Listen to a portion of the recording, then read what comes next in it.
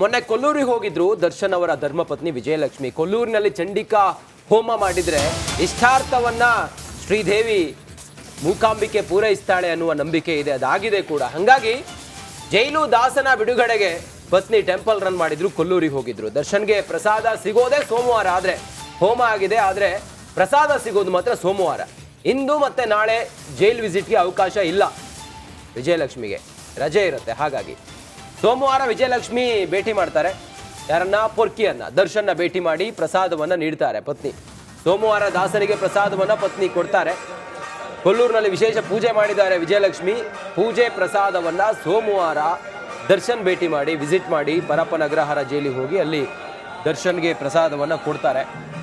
ಸದ್ಯ ಕೊಲ್ಲೂರಿನ ಮೂಕಾಂಬಿಕೆ ಕೊಲೆ ಮಾಡಿ ಜೈಲಿನಲ್ಲಿ ಇರುವ ಆರೋಪವನ್ನು ಎದುರಿಸ್ತಾ ಇರುವಂತ ದರ್ಶನ್ ಏನಿದ್ದಾರೆ, ಕೊಲೆ ಆರೋಪವನ್ನು ಹೊತ್ತು ಪರಪ್ಪನ ಅಗ್ರಹಾರ ಜೈಲಿನಲ್ಲಿರುವ ದರ್ಶನ್ ಬಿಡುಗಡೆಗಾಗಿ ಕೊಲ್ಲೂರಿನ ಮೂಕಾಂಬಿಕೆಗೆ ವಿಶೇಷ ಪೂಜೆಯನ್ನು ಮಾಡಿದ್ದಾರೆ, ಹೋಮ ಮಾಡಿದ್ದಾರೆ, ಚಂಡಿಕಾ ಹೋಮ ಮಾಡಿದ್ದಾರೆ.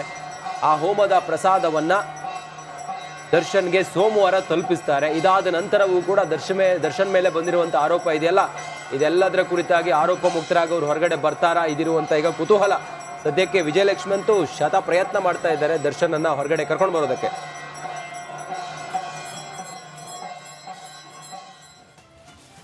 ನಿನ್ನೆ ನಿರ್ದೇಶಕ ಮಹೇಶ್ ಅವರು ಒಂದು ಮಾತು ಹೇಳಿದ್ರು, ಬಹಳ ಕಷ್ಟದ ದಿನಗಳನ್ನ ಫೇಸ್ ಮಾಡಿದವರು ವಿಜಯಲಕ್ಷ್ಮಿ. ಅಂದ್ರೆ ಕಷ್ಟದ ದಿನಗಳು ಏನು ಅಲ್ದೇ ಇರೋ ಆಗ ದರ್ಶನ್ ಅವರು ಅವ್ರ ಜೊತೆಗಿದ್ದವರು, ಆಗ ಬೆಳೆದಿರುವಂತಹ ಪ್ರೀತಿ ಅದು ಕಡಿಮೆ ಆಗೋದಕ್ಕೆ ಸಾಧ್ಯ ಇಲ್ಲ. ಅವರ ಬಾಂಧವ್ಯ ಹಾಗೆ ಇತ್ತು ಅಂತ. ಏನೇ ಹೊಡೆದ್ರು ಬಡದ್ರು ಕೂಡ ನನ್ನ ಗಂಡನೇ ದೇವ್ರು ಅಂತಾರಲ್ಲ, ಅಂತ ಮನಸ್ಥಿತಿಯಲ್ಲಿ ವಿಜಯಲಕ್ಷ್ಮಿ ಅವರು ಇದ್ದಾರೆ ಅಂತ. ಹಾಗಾಗಿ ಪತಿ ದರ್ಶನ್ ಅವರನ್ನ ಹೇಗಾದ್ರೂ ಮಾಡಿ ಆಚೆ ಕರ್ಕೊಂಡು ಬರ್ಬೇಕು ಅಂತ ದೊಡ್ಡವರನ್ನ ಭೇಟಿ ಆದ್ರು, DCM DK ಶಿವಕುಮಾರ್ ಅವರನ್ನ ಭೇಟಿ ಆದ್ರು, ಮತ್ತೊಂದು ಕಡೆ CM ಅವರ ಭೇಟಿಗೂ ಕೂಡ ಅವಕಾಶ ಕೇಳಿದ್ರು. ಅದಾದ ಬಳಿಕ ದೇವರ ಮೊರೆ ಹೋಗಿದ್ದಾರೆ. ಚಂಡಿಕಾ ಯಾಗ ಅದನ್ನ ಮಾಡೋ ಮೂಲಕ ಒಂದಷ್ಟು ಇಷ್ಟಾರ್ಥಗಳನ್ನ ನೆರವೇರಿಸಬಹುದು, ಸಂಕಷ್ಟಗಳನ್ನ ದೂರ ಮಾಡಬಹುದು ಅನ್ನುವಂತಹ ನಂಬಿಕೆ. ಹಾಗಾಗಿ ಆ ಪ್ರಸಾದ ತೆಗೆದುಕೊಂಡು ಹೋಗಿ ಪತಿಗೆ ಕೊಟ್ರೆ ಒಳ್ಳೇದಾಗಬಹುದು ಅನ್ನುವಂತ ಭಾವನೆ. ಮೋಸ್ಟ್ಲಿ ಹಿಂದೂ ಧರ್ಮದಲ್ಲ ಅಂತದ್ದೇ ಒಂದಷ್ಟು ಪಾಲನೆ ನಾವು ಮಾಡ್ತೀವಿ. ಗಂಡ ಏನೇ ಮಾಡಿದ್ರು ಕೂಡ ಪತಿಯೇ ಪರದೈವ ಅಂತ, ಬೇರೆ ಯಾವುದೇ ದೈವದ ಮುಂದೆ ಪತಿಗಿಂತ ದೊಡ್ಡ ದೈವ ಯಾವುದೂ ಇಲ್ಲ ಅನ್ನೋದು. ಆ ಕಾರಣದಿಂದ ಗಂಡ ಕೊಲೆ ಮಾಡಿದ್ದಾರೆ ಅನ್ನೋ ಆರೋಪ ಇದೆ. ಅವ್ರನ್ನ ಹೊರಗಡೆ ಕರ್ಕೊಂಡು ಬರ್ಬೇಕು ಅನ್ನೋದು ಈಗ ಹೆಂಡತಿ ತೊಟ್ಟಿರುವಂತ ಪಣ. ಹಂಗಾಗಿ ಮುಕಾಂಬಿಕೆಯ ದರ್ಶನ ಮಾಡಿ ಆ ವಿಶೇಷ ಪೂಜೆ, ಅದು ಚಂಡಿಕಾ ಹೋಮ. ದೇವೇಗೌಡರ ಕುಟುಂಬ ಎಲ್ಲ ತುಂಬಾ ನಂಬ್ತಾರೆ, DK ಶಿವಕುಮಾರ್ ಕುಟುಂಬ ಎಲ್ಲ ತುಂಬಾ ನಂಬ್ತಾರೆ. ಲೀಡರ್ಸ್ ಎಲ್ಲ ಹೋಗಿದ್ದಾರೆ. ನಿನ್ನೆ ಜಯಪ್ರಕಾಶ್ ಶೆಟ್ಟಿ ಅವರು ಹೇಳ್ತಾ ಇದ್ರು ಯಾರೆಲ್ಲ ಹೋಗಿದ್ರು, ಎಷ್ಟು ನಂಬಿಕೆ ಆ ಶಕ್ತಿ ಪೀಠಕ್ಕೆ ಇರುವಂತ ಮಹತ್ವದ ಬಗ್ಗೆ. ಸಿನಿಮಾ ಆಯ್ತು, ರೇಣುಕಾಸ್ವಾಮಿ ಕೊಲೆ ಪ್ರಕರಣಕ್ಕೆ ಸಂಬಂಧಪಟ್ಟಂತೆ ಜೈಲು ಹಕ್ಕಿ ಹಾಕಿದ್ದಾರೆ ನಟ ದರ್ಶನ್.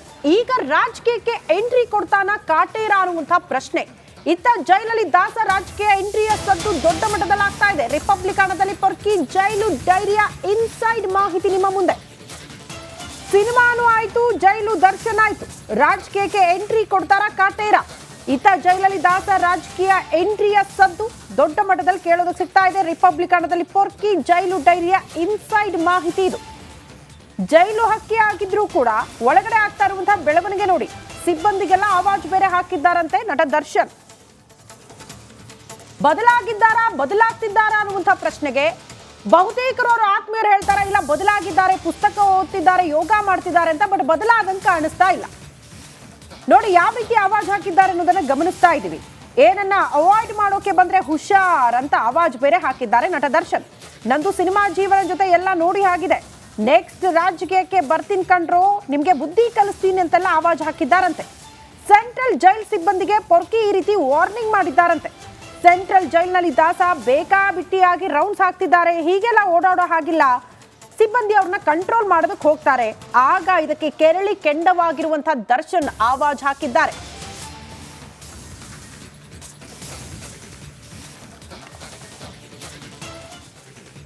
ಅಲ್ಲ, 2011ರಲ್ಲಿ ಪತ್ನಿ ವಿಜಯಲಕ್ಷ್ಮಿ ಮೇಲೆ ಹಲ್ಲೆ ಮಾಡಿ ಜೈಲು ಪಾಲಾಗಿ ಬಂದು ಬಳಿಕ ಅವರು ಬದಲಾವಣೆ ಆಗ್ಬಿಟ್ಟಿದ್ದಾರೆ. ಇನ್ನು ಮೇಲೆ ಇಂಥ ಕೃತ್ಯಗಳಲ್ಲಿ ಭಾಗಿಯಾಗಲ್ಲ ಅಂತ ಭಾವಿಸಲಾಗಿತ್ತು. ಬಟ್ ನೆಕ್ಸ್ಟ್ ಯಾವ ರೀತಿ ಪ್ರಕರಣದಲ್ಲಿ ಭಾಗಿಯಾದ್ರು ಅಂದ್ರೆ ಕೊಲೆ ಪ್ರಕರಣ.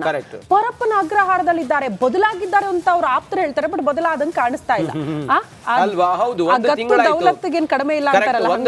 ಒಂದು ಮನೆ ಊಟಕ್ಕೋಸ್ಕರ ಅಷ್ಟು ದುಂಬಾಲ್ ಬಿದ್ರು ಕೂಡ ಅವ್ರಿಗೆ ಮನೆ ಊಟ ಸಿಗ್ಲಿಲ್ಲ. ಹೌದು, ಜೈಲಿನಲ್ಲಿ ಪರಿಸ್ಥಿತಿ ಹೆಂಗಿದೆ ಅನ್ನೋದು ಅವ್ರಿಗೆ ಅರ್ಥ ಆಗಿದೆ. ಯಾವ ಜಿಮ್ಮು ಇಲ್ಲ, ಯಾವ ಐಷಾರಾಮಿ ಜೀವನವೂ ಇಲ್ಲ, ಯಾವ ವಿಲ್ಲಾನು ಇಲ್ಲ, ಯಾವ ಬಂಗ್ಲೆ ಮತ್ತೊಂದು ಮಗದೊಂದು ಏನೂ ಇಲ್ಲ, ಆಳು ಕಾಳು ಏನೂ ಇಲ್ಲ. ಹಿಂಗಲ್ಲಿರುವಾಗ ಬದುಕಿನ ಮೇಲೆ ಅವ್ರಿಗೆ ಪರಿಣಾಮ ಬಿದ್ದಿರುತ್ತೆ, ಮತ್ತೆ ಹೆಂಗಿರ್ಬೇಕು ಮುಂದೆ ಅನ್ನೋದಾದ್ರೂ ಕೂಡ ಅರ್ಥ ಆಗುತ್ತೆ ಅಂತ ನಾವು ಅನ್ಕೊಂಡಿದ್ವಿ. ಆದ್ರೆ ಇವರು ಅಲ್ಲಿದ್ದಂತ ಸಿಬ್ಬಂದಿಗೆ ನನಗೇನಾದ್ರೂ ನೀವೇನಾದ್ರೂ ಹಂಗ್ ಮಾಡಿ ಹಿಂಗ್ ಮಾಡಿ ಅಂತ ಹೇಳಿದ್ರೆ ನಾನು ಮುಂದೆ ಪೊಲಿಟಿಕ್ಸ್ ಬರ್ತೀನಿ, ನಿಮ್ಗೆಲ್ಲ ಸರಿಯಾಗಿ ಬುದ್ಧಿ ಕಳಿಸ್ತೀನಿ ಅಂತ ಎಲ್ಲ ಹೇಳೋದಿದೆಯಲ್ಲ, ಈ ತರ ಕಾನ್ವರ್ಸೇಷನ್ ಆಗಿದೆ ಅಂತ ಹೇಳಿ ವಿಚಾರ ಇದೆಯಲ್ಲ, ಬರ್ತಾರೆ ಅನ್ನೋದು very shocking. Mostly CP Yogeshwar ಅವ್ರು ಹೇಳಿರೋ ಒಂದು ಮಾತು ನೆನಪಾಯ್ತು ನನಗೆ. ಅವರು ಅಚ್ಚರಿಯ ಅಭ್ಯರ್ಥಿ ಅಂತಿದ್ರಲ್ಲ, ಅಚ್ಚರಿಯ ಅಭ್ಯರ್ಥಿ ನಟ ದರ್ಶನ್ ಅವರೇ ಕಾಂಗ್ರೆಸ್ ಪಾಳ್ಯದಿಂದ ಚನ್ನಪಟ್ಟಣದಿಂದ ಸ್ಪರ್ಧೆ ಮಾಡೋದಕ್ಕೆಲ್ಲ ಮಾತುಕತೆ ಆಗಿತ್ತು ಅಂತ. ಮೋಸ್ಟ್ಲಿ ಆ ಇದ್ರಲ್ಲಿದಾರ ಅಂತ, ಗುಂಗಲ್ಲಿದಾರ ಅಂತ ಅವ್ರು. ನಿಜ, ಹೌದು. ಚನ್ನಪಟ್ಟಣಕ್ಕೆ ಒಂದು ವಿಶೇಷ ಅಭ್ಯರ್ಥಿನ ಹಾಕ್ತಿವಿ ಅಂತ ಹೇಳಿದ್ರಲ್ಲ, ಬಹುಶಃ ಅವರೇ ಇರ್ಬೋದೇನೋ.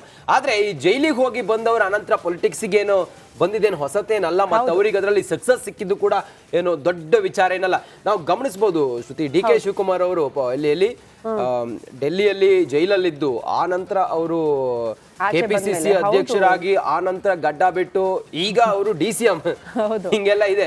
ಸಿಎಂ ಪಟ್ಟದ ಆಸೆ ಬೇರೆ ಕಾಣ್ತಿದಾರಲ್ಲ, ಹಿಂಗೆಲ್ಲಿರುವಾಗ ದರ್ಶನ್ ಆಸೆ ಪಡೋದ್ರಲ್ಲೇ ಹೊಸತೇನಲ್ಲ, ಆದ್ರೆ ಅದಾಗತ್ತೆ ಅನ್ನೋದೇ ಇರುವಂತ ಕುತೂಹಲ. ಸೊ ಈ ವಿಚಾರಕ್ಕೆ ಸಂಬಂಧಪಟ್ಟಂತೆ ಒಂದು ಸ್ಪೆಷಲ್ ರಿಪೋರ್ಟ್ ಇದೆ, ಬನ್ನಿ ನೋಡ್ಕೊಂಡು ಬರೋಣ.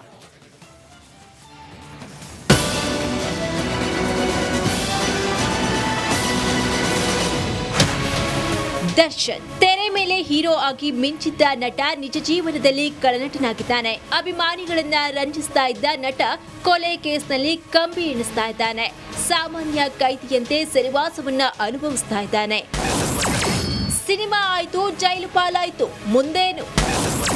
ರಾಜಕೀಯಕ್ಕೆ ಎಂಟ್ರಿ ಕೊಡ್ತಾನ ಚಾಲೆಂಜಿಂಗ್ ಸ್ಟಾರ್. ತೆರೆ ಮೇಲೆ ಅಬ್ಬರಿಸಿ ಅಭಿಮಾನಿಗಳನ್ನ ರಂಜಿಸಿದ್ದಾಯ್ತು. ಬಾಕ್ಸ್ ಆಫೀಸ್ ಸುಲ್ತಾನ ಅಂತ ಬಿರುದು ಪಡೆದಿದ್ದೂ ಆಯ್ತು. ಎರಡೆರಡು ಬಾರಿ ಜೈಲು ಪಾಲಾಗಿದ್ದೂ ಆಯ್ತು. ಹಾಗಾದ್ರೆ ಮುಂದೆ ದಾಸ ಏನ್ ಮಾಡ್ತಾನೆ? ರಾಜಕೀಯಕ್ಕೆ ಕಾಟೇರ ಎಂಟ್ರಿ ಕೊಡ್ತಾನ? ಜೈಲಿನಲ್ಲಿರುವ ದರ್ಶನ್ ನಡವಳಿಕೆಯಿಂದ ಇಂತಹದೊಂದು ಅನುಮಾನ ಹುಟ್ಟಿಕೊಂಡಿದೆ.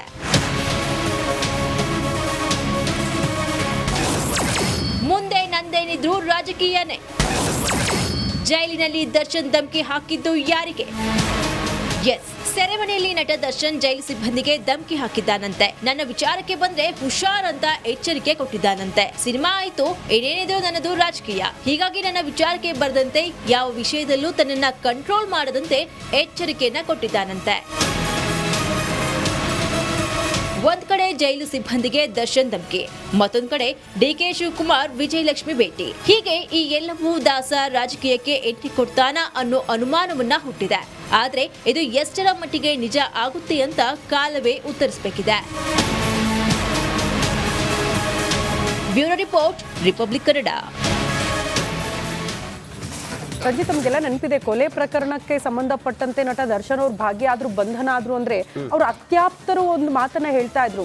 ಅವ್ರಿಗೆ ದುಡ್ಡಿನ ಅಹಂಕಾರ ಇರಬಹುದು, ಅಕ್ಕಪಕ್ಕದಲ್ಲಿರೋ ಜನ ಸರಿ ಇರ್ಲಿಲ್ಲ, ಜೊತೆಗೆ ರಾಜಕೀಯ ಪ್ರಭಾವ, ಅವ್ರ ಗೊತ್ತು ಇವ್ರ ಗೊತ್ತು ಅನ್ನುವಂತ ಅಹಂ, ನನ್ನನ್ನು ಏನು ಮಾಡ್ಕೊಳಕ್ ಆಗಲ್ಲ ಅನ್ನೋ ರೀತಿಯಲ್ಲಿ ಇತ್ತು ನಟ ದರ್ಶನ್ ಅವರ ಮೈಂಡ್ ಸೆಟ್ ಅಂತ. ಸೊ ಒಳಗಡೆಯೂ ಕೂಡ ಅದೇ ರೀತಿಯಲ್ಲಿ ಇದ್ದಾರೆ ಅಂತ ಅವರು. ಇನ್ನು ಒಳಗಡೆ ಇದ್ದು ಕೂಡ ಬುದ್ಧಿ ಬಂದಿಲ್ಲ, ಯಾವುದು ಕೂಡ ನಡೆಯೋದಿಲ್ಲ ಅನ್ನೋದಕ್ಕೆ ಅವ್ರು ಏನೇನೋ ಅನ್ಕೊಂಡಿದ್ರು ಅದು ಆಗದೆ ಇರೋದೇ ಸಾಕ್ಷಿ ಅಂತ ಅನ್ಸುತ್ತೆ. ಎಸ್, ಈ ಕುರಿತಾಗಿ ಮತ್ತೆ ಇನ್ನಷ್ಟು